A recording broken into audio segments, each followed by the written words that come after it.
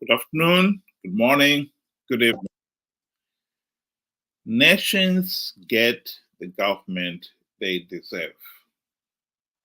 I think that is one of the most fundamental empirical statements one can give. At the end of the day, a nation will get the government it deserves.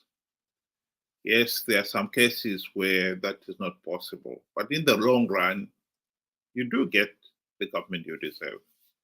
And in the case of Zimbabwe, I think it is honest to say we get the government we deserve.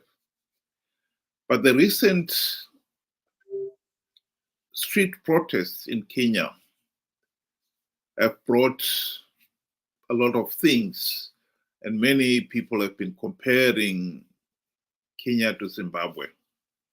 Welcome to you, Benjamin. Good day to you and good day to all viewers.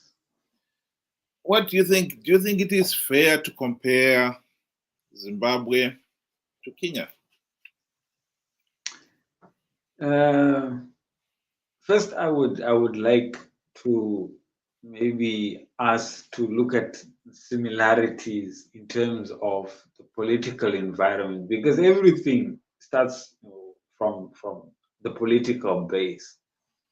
And Zimbabwe and Kenya, they say they share a similar, I think, political environment where elections are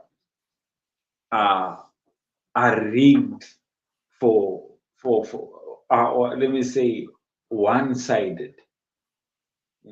There's no democracy at all, right? So after we put that as a foundation, can I liken Kenya to Zimbabwe? Yes, the political environment, but in terms of decision making, I think, or we cannot be similar in any way or form. One seems to really know their rights and are willing to act upon them, and the other one is, I would probably use the word content. It's every day is the same. We Zimbabwe has gotten to an extent where they are accepting the abnormal to be normal. So it's business as usual. It's like we don't mind. We can go through this year. We've enjoyed it. We can survive. I think that's the kind of mentality that we have at the present moment, or we have gotten into.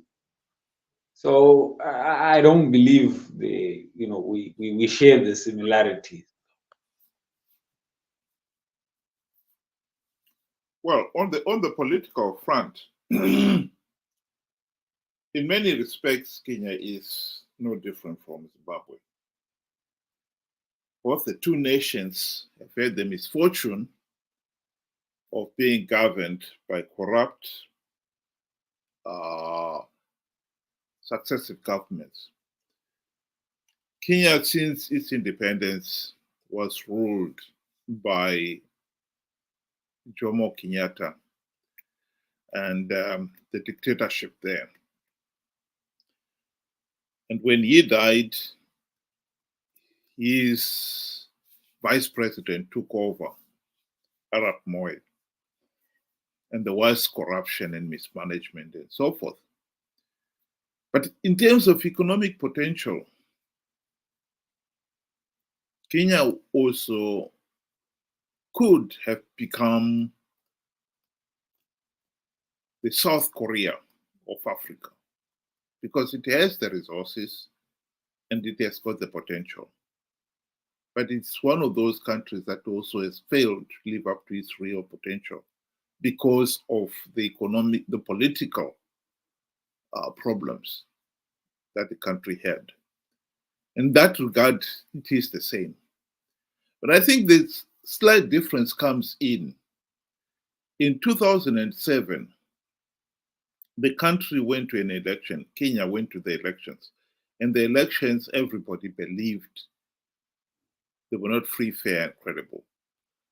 And it ended up with violence when the results were being announced.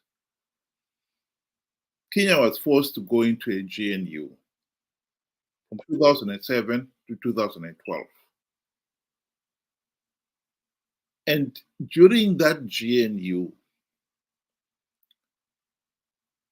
the people, the opposition party in Kenya, led by Odinga, did implement a number of significant democratic reforms. Yes, they did not deliver maybe the democratic nation that the nation should have aspired to. But nonetheless, there were significant democratic reforms.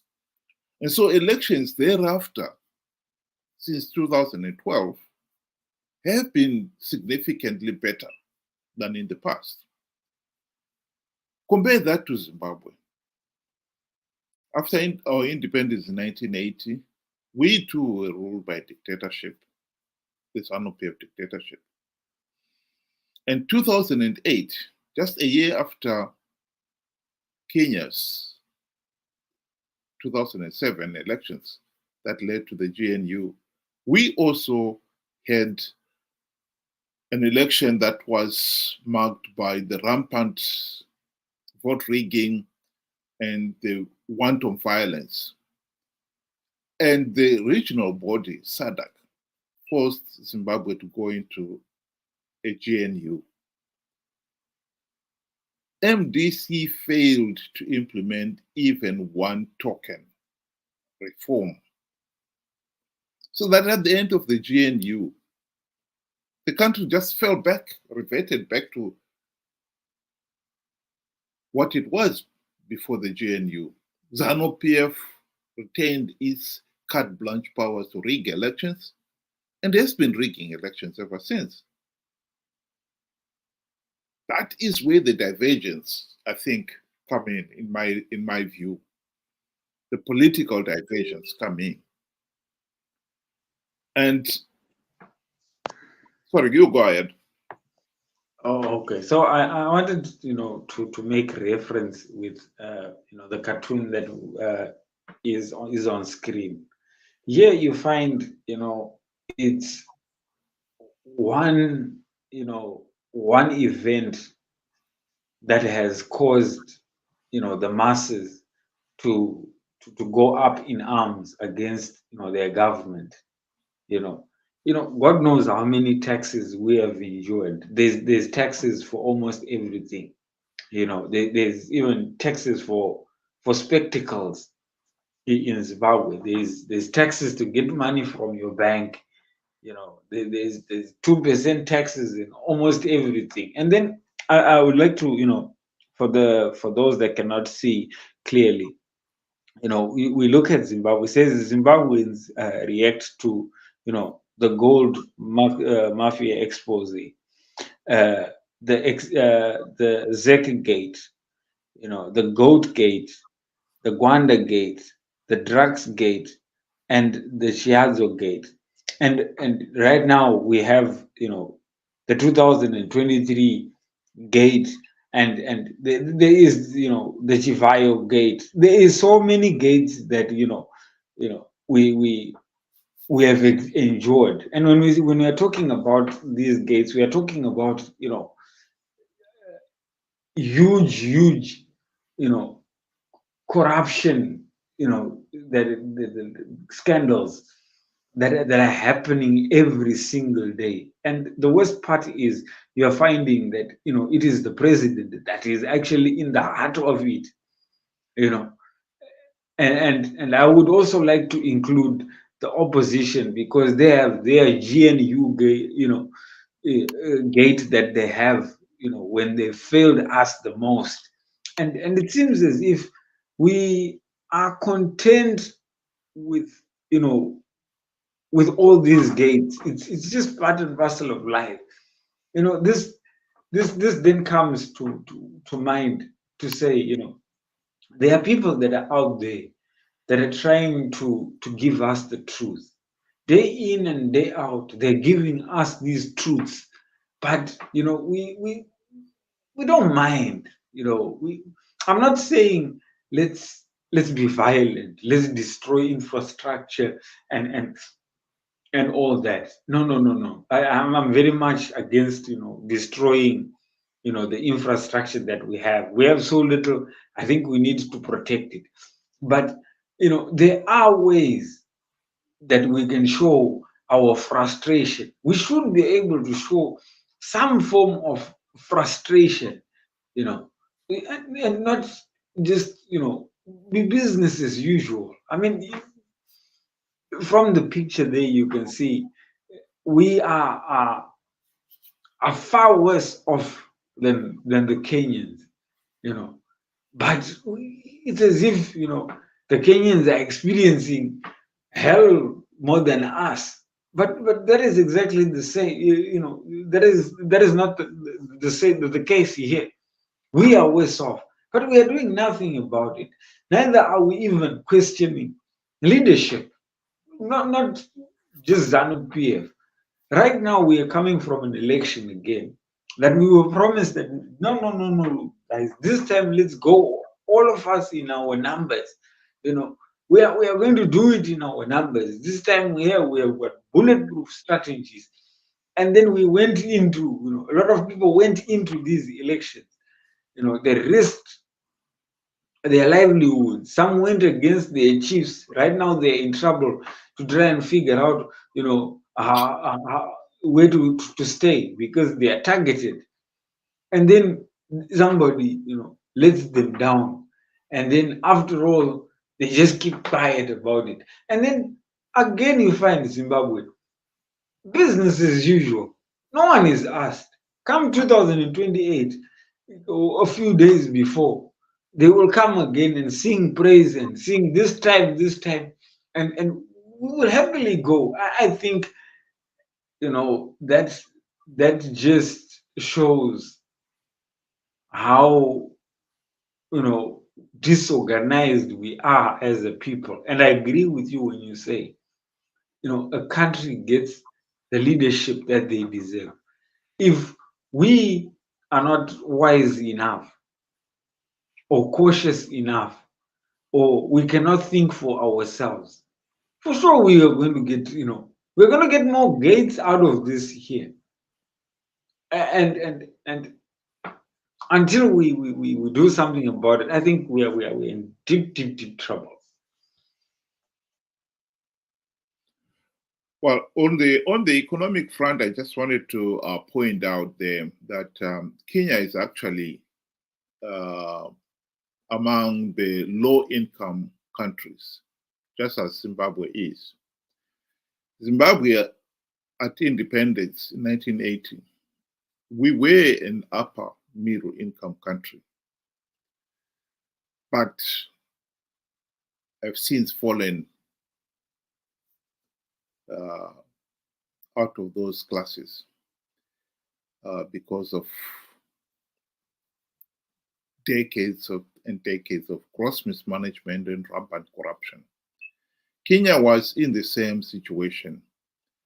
I would not swear to it, but if I'm not mistaken, I think at the time of the country's independence, it was definitely economically better off than it is today.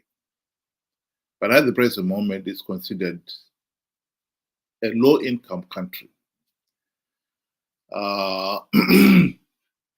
And like Zimbabwe. And therefore, then the cartoon that we were showing earlier on showed a lot of high-rise buildings. I think the economic reality in Kenya is not that of economic prosperity. They've got the same problems of potholes and so forth. just like we do. The recent street protests were triggered by the government introducing new taxes um, designed to try to pay back the country's huge international loans. But that is mostly because of gross mismanagement on the part of the government or successive regimes in that country. And Zimbabwe, I think our debt would also be a mountain of debt if the international community had not stopped giving out loans to Zimbabwe. And not only the international community, in fact, not only just the IMF, World Bank, and so forth. Even the Chinese have also stopped giving Zimbabwe loans because we've failed to pay back our loans. So in terms of debt, I think Zimbabwe will be crushed by the debt if the world had been willing to lend us some more money. That brings us back to the solution. What is the way forward? I think the recent street protests in Kenya, they have managed to force the government to scrap the law they were proposing to increase all this tax. And many people in Zimbabwe think we should be doing the same. I agree with you there that street protests are not necessarily the way forward, because invariably, if you look at what has happened in Kenya in the last week, there's been a lot of destruction and many people were killed. And at the end of the day, even though the Kenyan government has scrapped that act and has tried to come up with other ways of tightening their finances, which I think is positive. But I think I will attribute some of that to the fact that, like I said, in Kenya, after the GNU of 2007 to 2012, a lot of democratic space was created.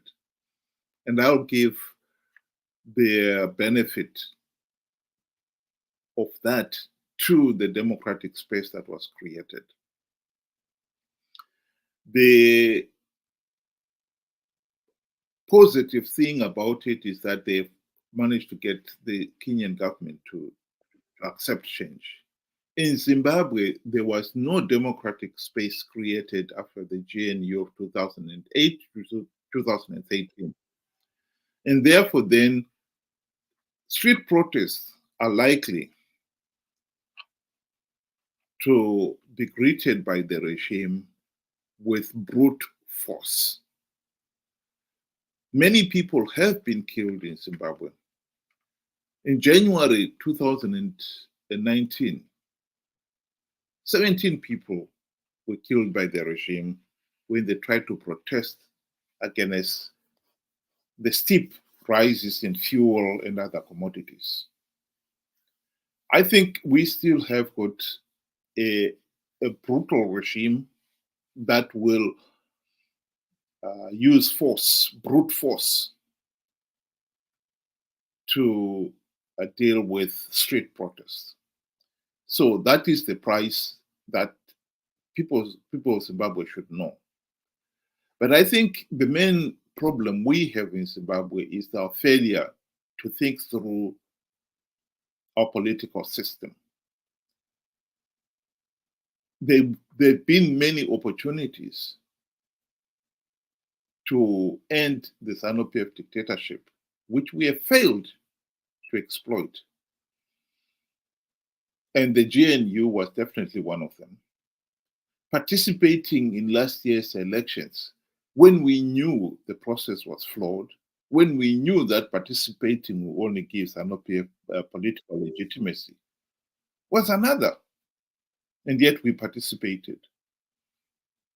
And so, in this particular case, I agree with you, Ben, that street protests, although some people seem to think that is the answer, I don't think it is the answer.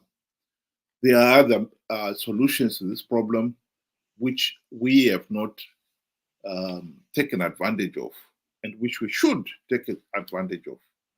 And like I said, one of them is making sure that we've got free, fair, and credible elections. Yes, I agree. I mean, I'll come from an economic point of view. Here we have, in Zimbabwe, we have trade unions, various trade unions, teachers, health, and so forth. You find basically all these ministries, or these civil servants are getting basically more or less the same amount, and they're all complaining of being incapacitated, because of the meager wages that they get. But then you find out that, for me, my biggest problem is they cannot unite and come up, with one voice and demand, wages that are fit for each ministry. I mean, we used to know teachers, they were always putting on suits because they had a decent salary. Nurses, they were all talked up in white, and our even the police had very clean, smart uniforms. Now we know that this is not the case anymore.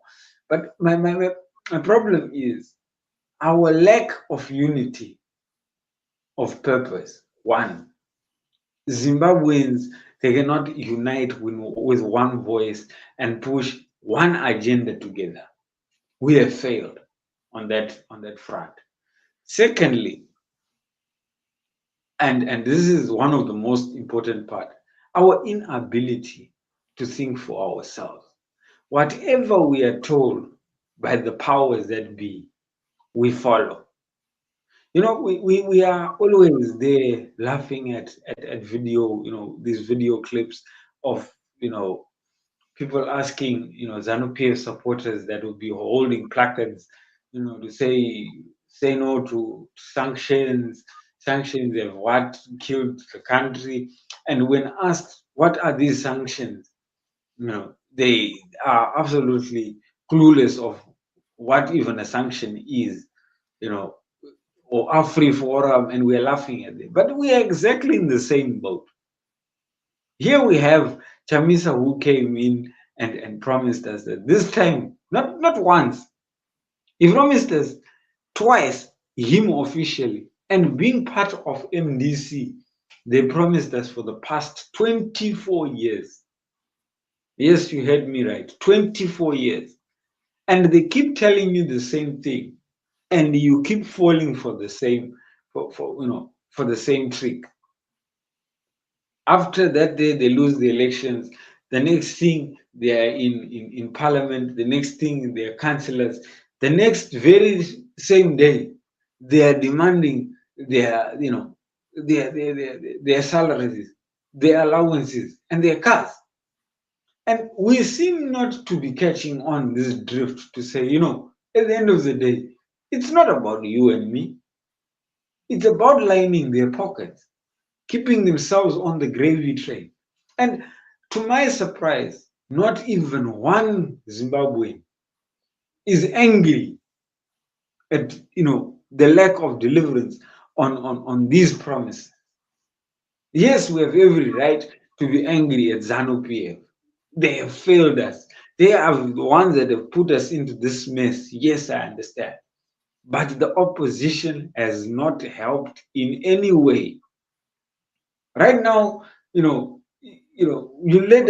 led us through all this, and they've kept quiet. Yes, there is speeches here and there with very little substance. I think maybe there's another strategic ambiguity, or I just do not know. But I think, from a Zimbabwean point of view, I think on both fronts, we are being sold short, and we are accepting it, just like in this picture. Torn clothes, you know, trying, to make things, make sense.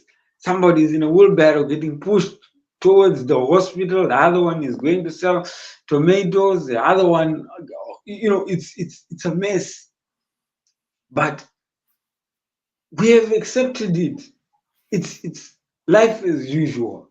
So for me, the solution, unfortunately, we like you said, we had the opportunities and were there, and the opportunities, we just had another opportunity here when SADC condemned these elections, and it was the same opposition that went up and took seats. That's again legitimizing the process. People are angry to say, let's blame SADC for not doing, its job. SADC did its job. They condemned the election. And beyond that, there is Zimbabweans that take over. And if we were led by an opposition that is not, Team B, ZANU-PF, they would have, called this year as it is an illegitimate process and denied everything, everything, the whole election in total. But because of greed, their greed, just like ZANU-PF, their greed, they went together and took up seats. And yes, they were there before they got chased. They were there asking for their allowances and their cars to be paid up front. And before, they had taken another 40,000, just before the parliament was dissolved. They took up 40,000 each. Taxpayers' money, your money, my money. And what did we do about it? Absolutely nothing. But then, like, what is the solution? You have posed the question. For me, I think the best way is to press the hard reset button. I think now it's pretty clear. We don't have an opposition. We have two ZANU-PFs working together in cahoots. Don't mind about the Chavangus. It was always like that before Chavangu even surfaced. The BTs, they ran away, this one, the Mtambara, they've always played like that when it mattered the most. It is to divide our attention from, the main focus.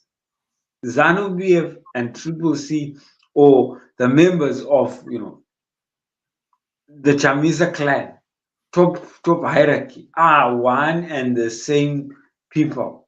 They are leading us nowhere. So we need to reset our minds, acknowledge failure, that they have failed. For sure they have failed. If anybody wants to prove me wrong, please show us what they have done for us since they're coming in.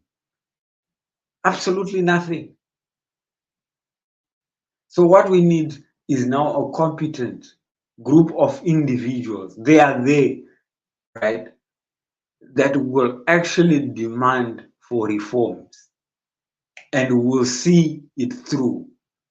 There is, like, I was having a discussion earlier with somebody to say, not even one day have you ever, when you listen to Parliament, when they are discussing in Parliament, when Triple C or any Triple C member or any MDC member stood up and talked about reforms, to say, let us address the SADC reforms. SADC has always been talking about these reforms.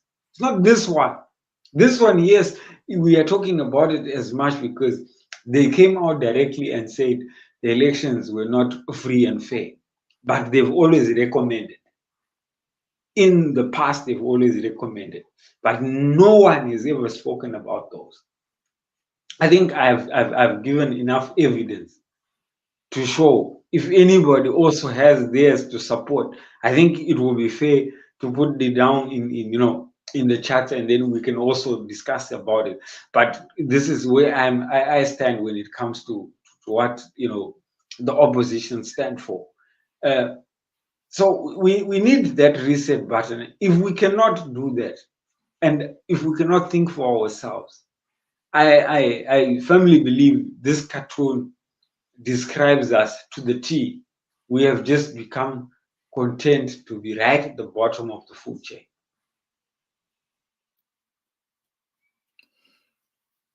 I was just going to play a video clip that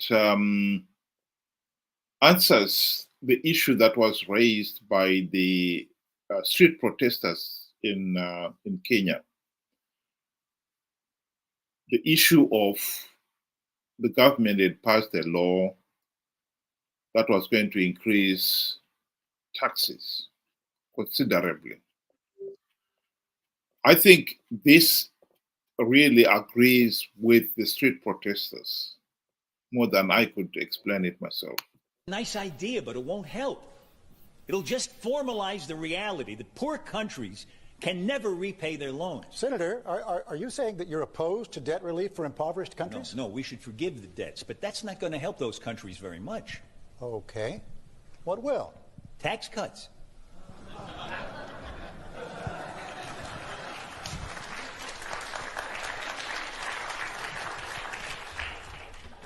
Some African tax rates are the highest in the world.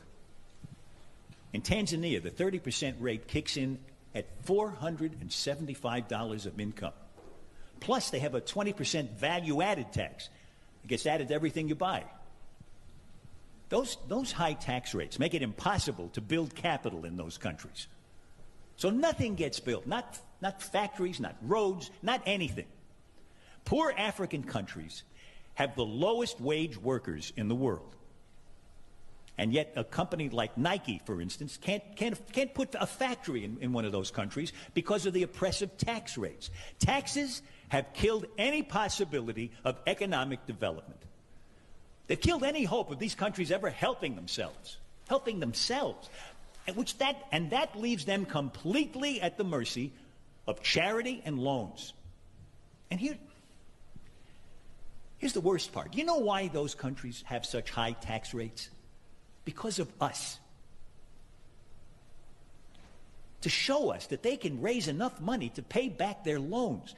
But taxes can't raise any money if they kill the economies.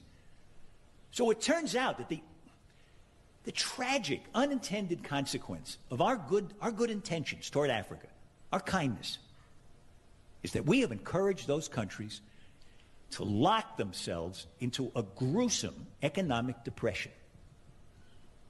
If we don't urge those countries to cut their tax rates, they will never grow their economies. People will live lifetimes of unemployment. Disease will be rampant. Poverty will be permanent. And children will be hungry. And our charity will never be enough. Never.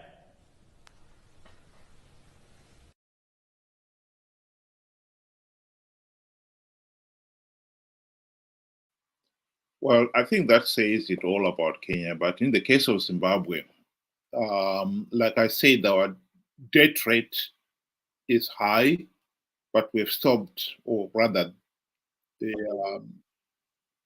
rich nations have stopped giving us more money.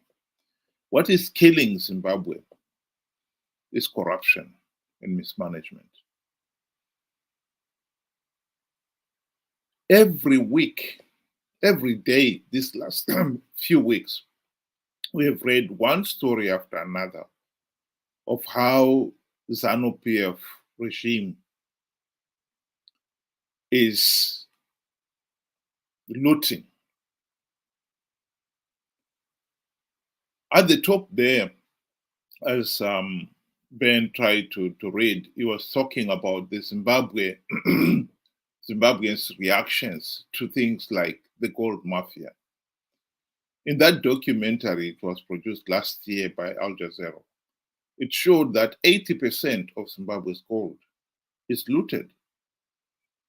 In other words, the country, the rest of the country, the ordinary citizens are not benefiting anything from it. 80% of it is being looted. The same will apply to diamonds, lithium, and other resources. Recently, there's been all these tales of how contracts were awarded by SEC, for instance, worth millions of dollars, and the money was looted in one way or another. We also talked about the millions of dollars being siphoned off from the taxpayers to buy cars. It's absolutely criminal. This is what is killing the Zimbabwe economy.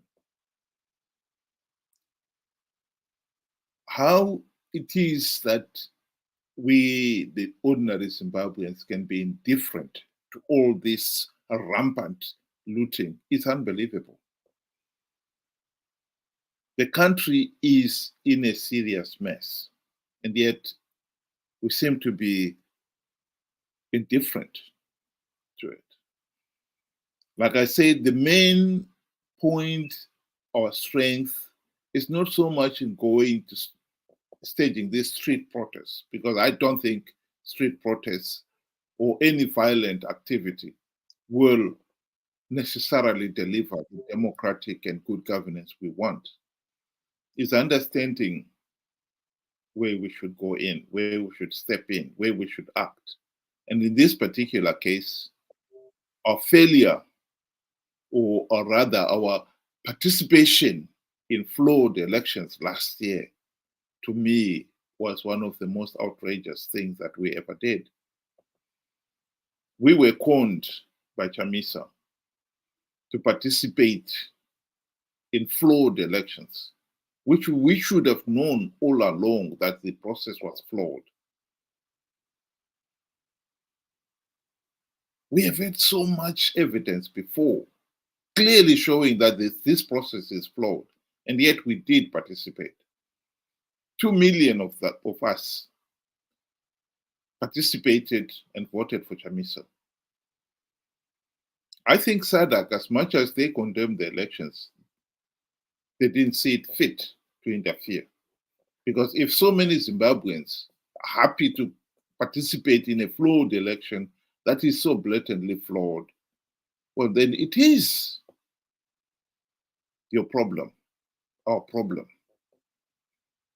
And SADC could not interfere, particularly after the opposition had participated.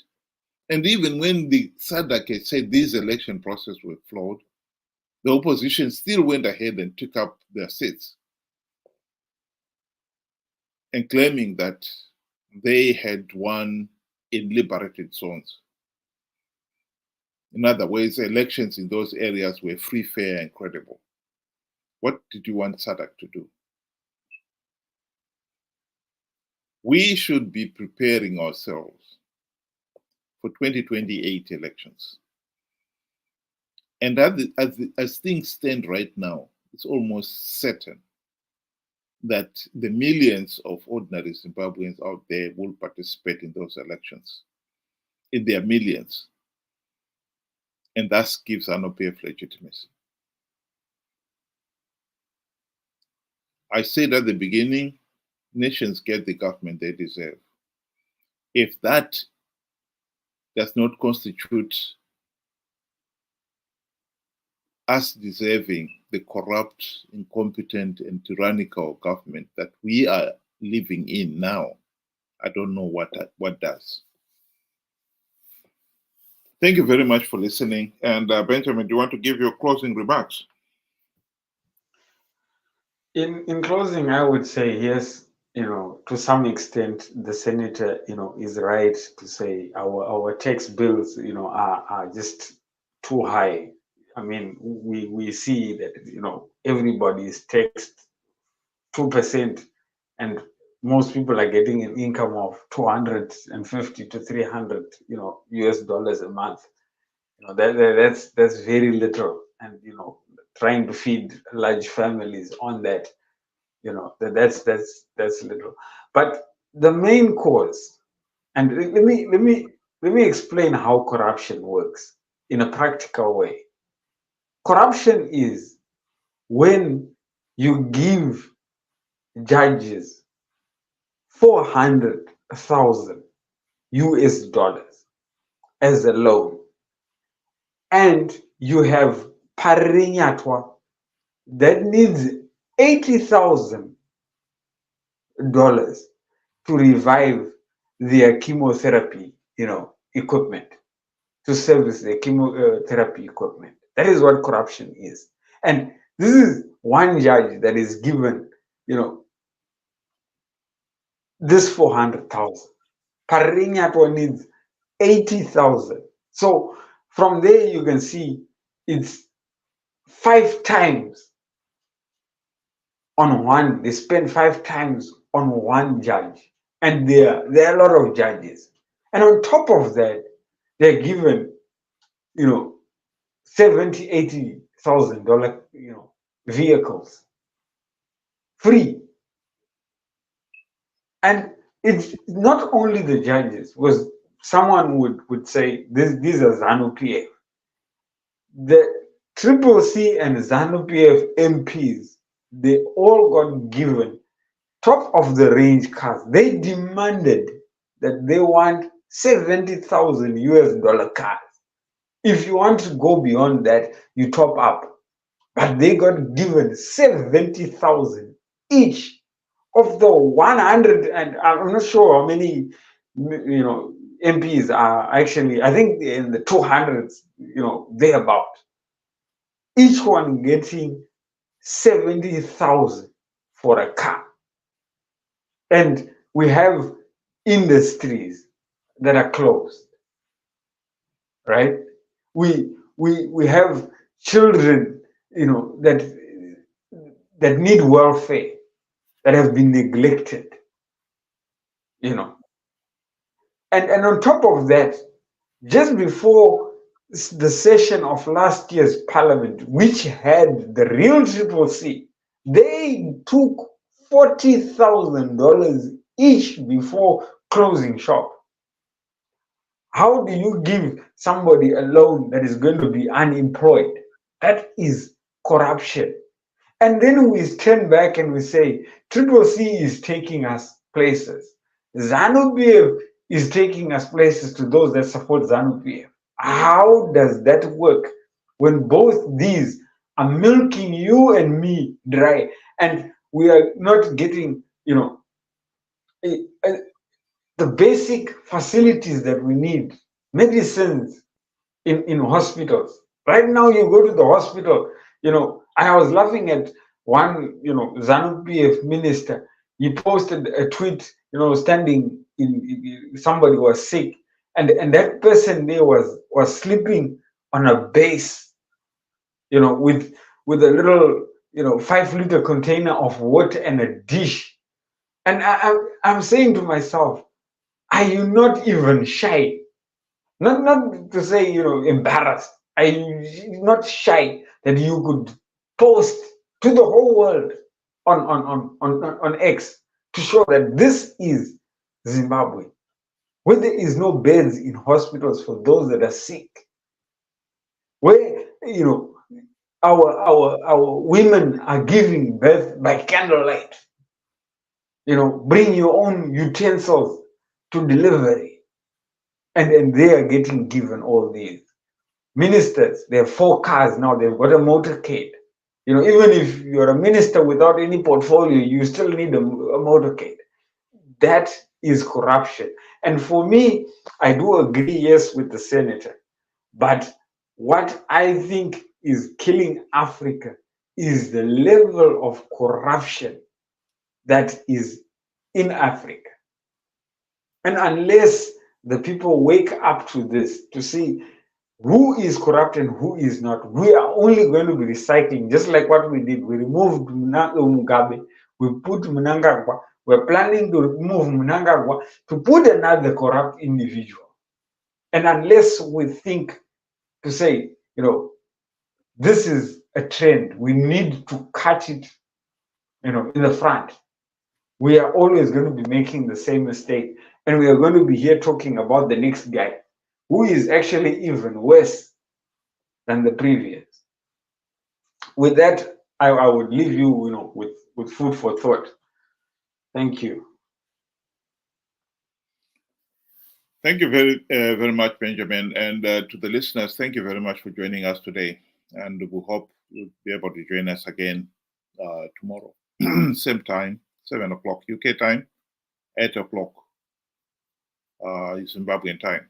And to those of you who would like to make their comments, you're most welcome to comment, send your comments, or request the link, and then you can join us on stream and air your views.